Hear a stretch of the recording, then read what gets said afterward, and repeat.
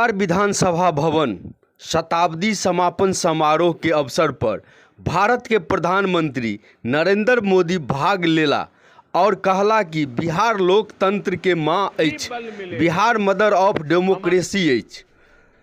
देशक आज़ादी के अमृत महोत्सव आ बिहार विधानसभा भवन शताब्दी समारोह एक साथ मनायल गेल। ई एक गर्व के बात अछि। एही कार्यक्रम में बिहार के राज्यपाल फागू चौहान, मुख्यमंत्री नीतीश कुमार, प्रतिपक्ष के नेता तेजस्वी यादव, विधानसभा अध्यक्ष विजय सिन्हा, मंत्री शहनवाज हुसैन, मंत्री लेसी सिंह आ विधायक विनोद नारायण झा आदि मौजूद छलाह। आज इसलिए मैं सबको लेगा हम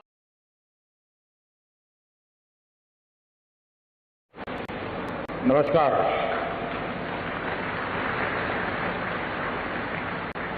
इस ऐतिहासिक कार्यक्रम में हमारे बीच उपस्थित बिहार के राज्यपाल श्री फागू चौहान जी, यहाँ के जनप्रिय मुख्यमंत्री श्री नीतीश कुमार जी, विधानसभा स्पीकर श्री विजय सिन्हा जी, बिहार विधान परिषद के कार्यकारी अध्यक्ष श्री अवधेश नारायण सिंह, उप मुख्यमंत्री श्रीमती रेणु देवी जी, तारकिशोर जी, नेता प्रतिपक्ष श्री तेजस्वी यादव जी, सभी मंत्रीगण, विधायकगण, अन्य महानुभाव, देवी और सज्जनों, आप सभी को, बिहार निवासियों को बिहार विधानसभा भवन के शताब्दी वर्ष की बहुत बहुत शुभकामनाएं। बिहार का ये स्वभाव है कि जो बिहार से स्नेह करता है, बिहार उसे, उस प्यार को कई गुना करके लौटाता है। आज मुझे बिहार विधानसभा परिसर में आने वाले देश के पहले प्रधानमंत्री होने का सौभाग्य भी मिला है। मैं इस स्नेह के लिए बिहार के जन जन को हृदय से नमन करता हूं। मुख्यमंत्री जी का, स्पीकर महोदय का भी हृदय से बहुत बहुत आभार व्यक्त करता हूं। साथियों, मुझे कुछ देर पहले शताब्दी स्मृति स्तंभ के लोकार्पण का अवसर भी मिला। ये स्तंभ बिहार के गौरवशाली अतीत का प्रतीक तो बनेगा ही, साथ ही ये बिहार की कोटि कोटि आकांक्षाओं को भी प्रेरणा देगा। अब से कुछ देर पहले बिहार विधानसभा म्यूजियम और विधानसभा गेस्ट हाउस का शिलान्यास भी हुआ है। मैं इन विकास कार्यों के लिए नीतीश कुमार जी और विजय सिन्हा जी को हृदय से बधाई देता हूं। मुझे विधानसभा परिषद के शताब्दी पार्क में कल्पतरु के रोपण का भी सुखद अनुभव मिला है।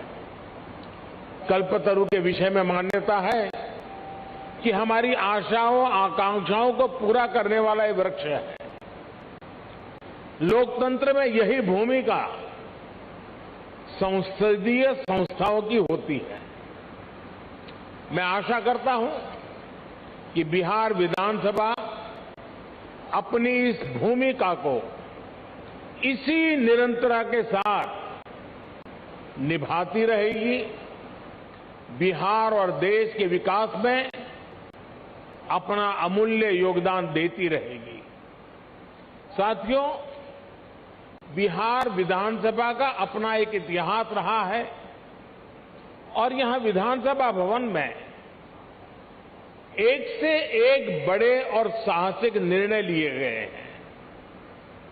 आजादी के पहले इसी विधानसभा से गवर्नर सत्येंद्र प्रसन्न सिन्हा जी ने स्वदेशी उद्योगों को प्रोत्साहित करने, स्वदेशी चरखा को अपनाने की अपील की थी। आजादी के बाद इसी विधानसभा में जमींदारी उन्मूलन अधिनियम पास हुआ था। इसी परंपरा को आगे बढ़ाते हुए नीतीश जी की सरकार ने बिहार पंचायती राज जैसे अधिनियम को पास किया। इस अधिनियम के जरिए बिहार पहला ऐसा राज्य बना जिसने पंचायती राज में महिलाओं को 50% आरक्षण दिया।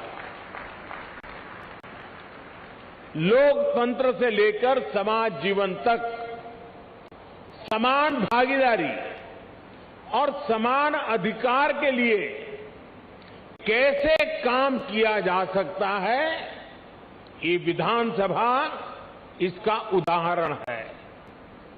आज जब मैं आपसे इस परिसर में विधानसभा भवन के बारे में बात कर रहा हूं, तो ये भी सोच रहा हूं कि बीते 100 वर्ष में ये भवन, ये परिसर कितने ही महान व्यक्तित्वों की आवाज का साक्षी रहा है।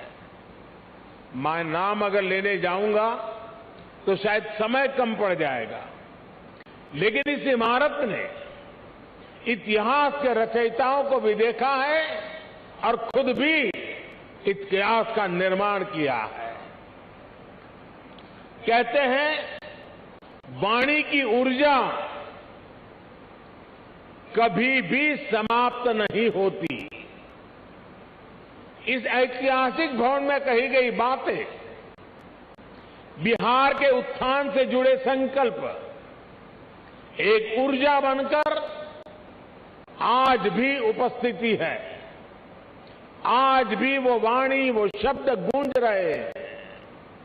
साथियों, बिहार विधानसभा भवन का ये शताब्दी उत्सव एक ऐसे समय में हो रहा है जब देश अपनी आजादी का अमृत महोत्सव मना रहा है।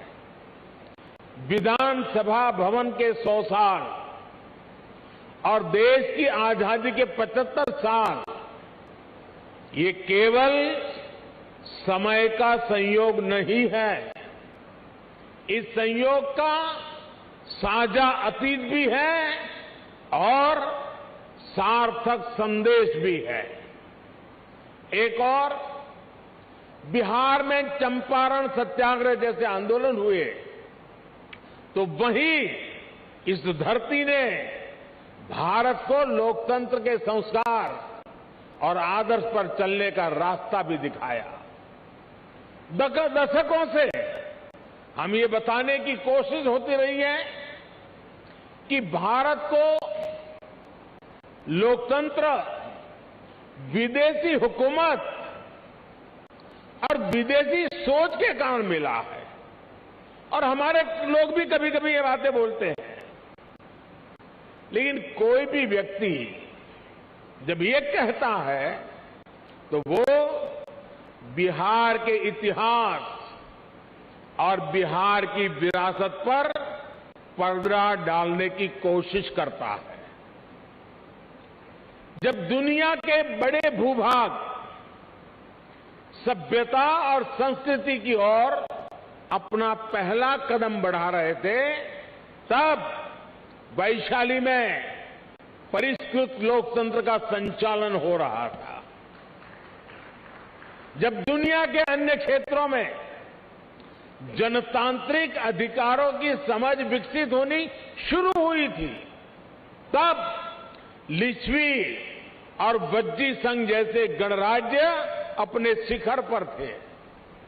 साथियों, भारत में लोकतंत्र की अवधारणा उतनी ही प्राचीन है जितना प्राचीन ये राष्ट्र है, जितनी प्राचीन हमारी संस्कृति है। हजारों वर्ष पूर्व हमारे वेदों में कहा गया है, त्वाम विशो वृणताम, त्वाम विशो वृणताम राज्याय त्वाम मिमाहा प्रदिशः पंचदेवी। अर्थात राजा को सभी प्रजा मिलकर स्वयं चुने और विद्वानों की समितियां उसका निर्वाचन करें। ये वेद में कहा गया है, हजारों साल पूरे ग्रंथ में कहा गया है। आज भी हमारे संविधान में सांसदों, विधायकों का चयन, मुख्यमंत्री, प्रधानमंत्री, राष्ट्रपति का चयन इसी लोकतांत्रिक मूल्य पर टिका हुआ है। एक विचार के रूप में हमारे यहां लोकतंत्र इसलिए हजारों वर्षों से जीवित है क्योंकि भारत लोकतंत्र को समता और समानता का माध्यम मानता है। भारत सह अस्तित्व और सौहार्द के विचार में भरोसा करता है। हम सब में भरोसा करते हैं, सहकार में भरोसा करते हैं, सामंजस्य में भरोसा करते हैं और समाज की संगठित शक्ति में भरोसा करते हैं।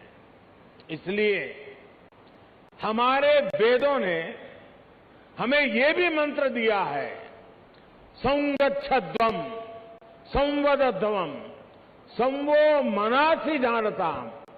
अर्थात हम मिलकर चले, मिलकर बोले, वो एक दूसरे के मनों को, एक दूसरे के विचारों को जाने और समझे। इसी वेद मंत्र में आगे कहा गया है, समानो मंत्र समिति समानी समानम मनः सहचित्तमेशम। अर्थात हम मिलकर समान विचार करें, हमारी समितियां, हमारी सभाएं और सदन कल्याण भाव के लिए समान विचार वाले हो और हमारे हृदय भी समान हो।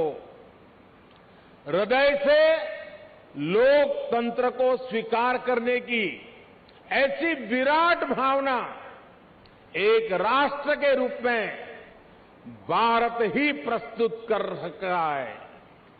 इसलिए मैं जब भी दुनिया में अलग अलग जब देशों में जाता हूं, बड़े वैश्विक मंचों पर मौजूद होता हूं, तो मैं बहुत गर्व से कहता हूं, क्योंकि हमारे कान में किसी न किसी कारण से एक शब्द भर दिया गया है। हमारी मन की रचना को एक जगह पे स्थगित कर दिया गया है। हमें बार बार सुनाया गया है कि we are a largest democracy of the world. हम दुनिया की सबसे बड़े लोकतंत्र है और हम भी उसी को स्वीकार कर लिया है बार बार सुनने के कारण। मैं आज भी दुनिया के मंच पर जब भी जाता हूं, बड़े गर्व से कहता हूं कि विश्व में लोकतंत्र की जननी ये भारत है। भारत मदर ऑफ डेमोक्रेसी है और हमने भी, और बिहार वासियों ने तो खास, दुनिया में डंका बजाते रहना चाहिए कि we are a mother of democracy. और बिहार की गौरवशाली विरासत, पाली में मौजूद ऐतिहासिक दस्तावेज भी इसके जीवंत प्रमाण है। बिहार के इस वैभव को न कोई मिटा सकता है, न कोई छिपा सकता है। इस ऐतिहासिक इमारत ने बिहार की इस लोकतांत्रिक विरासत को 100 वर्ष तक मजबूत किया है। इसलिए मैं समझता हूं कि आज ये इमारत भी हम सभी के नमन की हकदार है।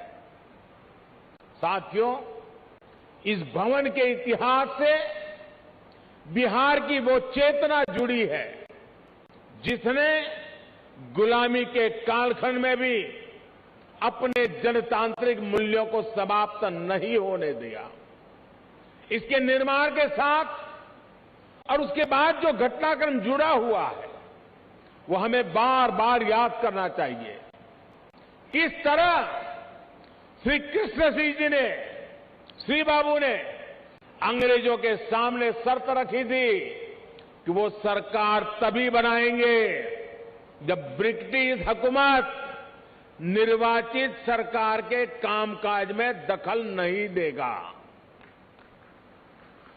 कैसे द्वितीय विश्व युद्ध में भारत की सहमति के बिना देश को झोंकने के खिलाफ श्री बाबू जी ने, सरकार ने इस्तीफा दे दिया था और बिहार का हर व्यक्ति इस बात के लिए गर्व कर सकता है।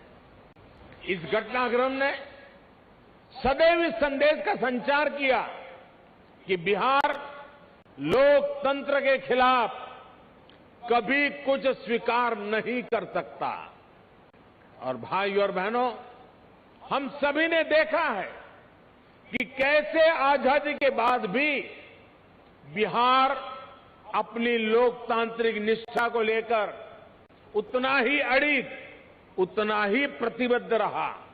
बिहार ने आजाद भारत को डॉक्टर राजेंद्र प्रसाद के रूप में पहला राष्ट्रपति दिया। लोकनायक जयप्रकाश, कर्पूरी ठाकुर, बाबू जगजीवन राम, अनेक भी जैसे नेतृत्व इस धरती पर हुए। जब देश में संविधान को कुचलने का प्रयास हुआ तो भी उसके खिलाफ बिहार ने सबसे आगे आकर विरोध का बिगुल फूंका। आपातकाल के उस स्याही दौर में बिहार की धरती ने दिखा दिया कि भारत में लोकतंत्र को दबाने की कोशिशें कभी भी कामयाब नहीं हो सकती। और इसलिए मैं मानता हूं कि बिहार जितना समृद्ध होगा, भारत की लोकतांत्रिक शक्ति भी उतनी ही मजबूत होगी। बिहार जितना सशक्त होगा, भारत भी उतना ही सामर्थ्यवान होगा। साथियों, आजादी का अमृत महोत्सव और बिहार विधानसभा के 100 वर्ष का यह ऐतिहासिक अवसर हम सभी के लिए, प्रत्येक जनप्रतिनिधि के लिए आत्मविवेचना और आत्मनिरीक्षण का भी संदेश लेकर आया है। हम अपने लोकतंत्र को जितना मजबूत करेंगे, उतनी ही मजबूती हमारी आजादी को मिलेगी, हमारे अधिकारों को मिलेगी। इसके लिए हमें ईमानदारी और निष्ठा से दिन रात मेहनत करने की जरूरत है। देश के सांसद के रूप में, राज्य के विधायक के रूप में हमारी ये भी जिम्मेदारी है कि हम लोकतंत्र के सामने आ रही हर चुनौती को मिलकर हराएं। पक्ष विपक्ष के भेद से ऊपर उठकर देश के लिए, देश हित के लिए हमारी आवाज एकजुट होनी चाहिए।